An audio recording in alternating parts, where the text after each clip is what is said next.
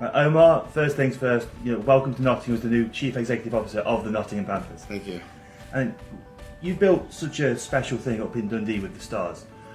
Why was now the time to make the change and take this opportunity down here in Nottingham? It's a interesting one because Nottingham for me has been since I came into this league has been a prestigious club. From the past history of trophies and winning, and for me personally, that looked like a big challenge for myself. And I loved my time in Dundee, and I met my family there. I met so many great people. I was treated so well. The fans were great, and we grew year on year on year. And I was able to coach this team, and for 5 years now. I know with COVID and whatnot, but for me, I think I was ready for a not necessarily a different challenge, but step away from the coaching side. And when I don't know if Dundee was ready for that per se, I think. But for me, I was ready, and when this came about, when they approached me I think it was months ago, it took a lot of reflection, a lot of time, but knowing how big this club can become and knowing, the things that I'd like to bring, and I do believe they would work here, was something that I couldn't pass up. And, I think I've had many offers before around the league, but this was the one that really grabbed my attention, and I felt it was the right time. And for me, I loved, again, I can't speak highly enough of the people in Dundee, but it was the right time and I think the right position for myself. You mentioned wanting to step away from the coaching side of things.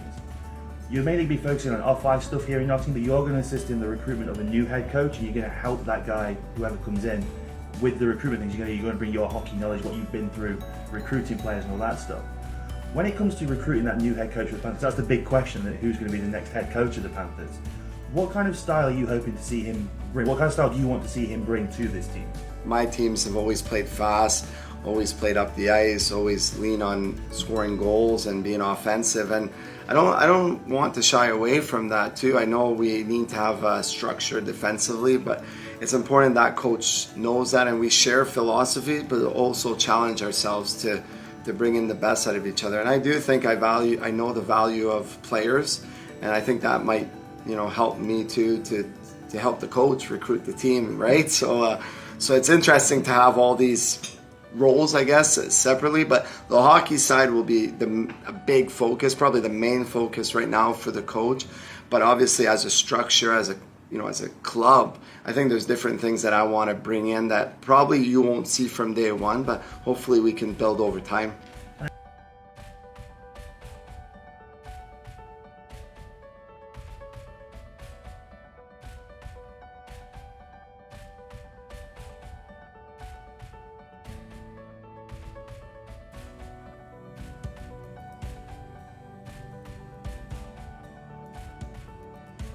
Yeah, thank you. I'm very excited. It's a tremendous opportunity and I can't wait to get started. Just very excited. Why did you want to take the job? I wanted to stay in hockey. I had to retire due to an injury, unfortunately. This is kind of the next best thing.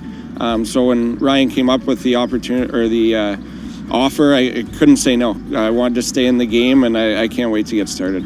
You've been with Storm for a few seasons now. How is it to be able to kind of go from playing for them to head coaching them? Yeah, last year, like I said, I got injured, so kind of took on an assistant coaching role, and it was kind of a good segue in between. And I love it here. Love Manchester. The fans are awesome, so it was easy to keep coming back, and same now.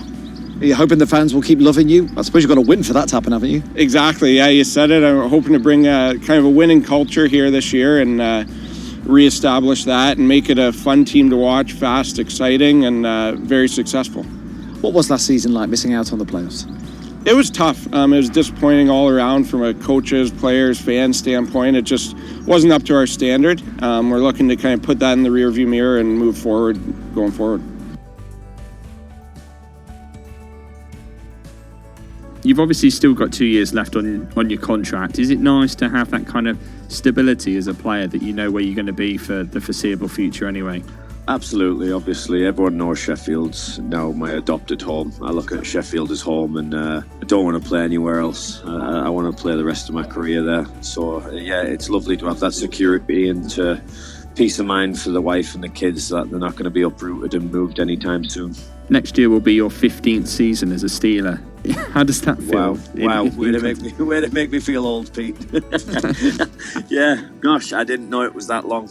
But yeah, it's nice. Obviously, growing up, Sheffield was a humongous club, and I always kind of grown up as a young one. You kind of looked at it in awe. So now to have played that many years for such a great club, it's a nice feeling. Is there the pressure to deliver another trophy? I know obviously you had the Challenge Cup back in 2020 and you've had a fairly disrupted, last 18 months as the rest of the hockey world has really.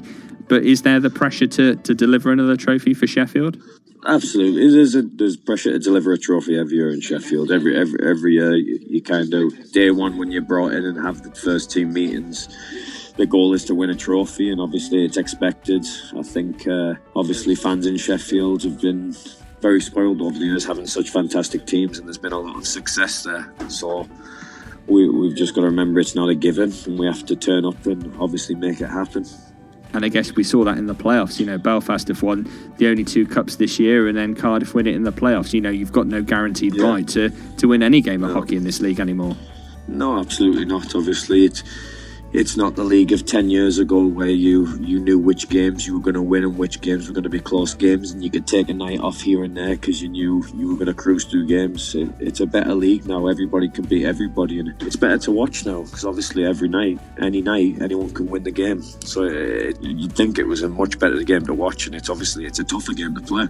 Am I right in thinking as well, over the course of the next 2 years, there's a testimonial somewhere in there as well? I think I remember reading that when the original 3-year contract was announced in Epan. Yes, the testimonial is next year. I'm in the process of just setting it up at the moment. I'll be setting it up in the off season and obviously getting it all underway. And yeah, thankfully Sheffield have honoured me with a testimonial next season, which is very exciting.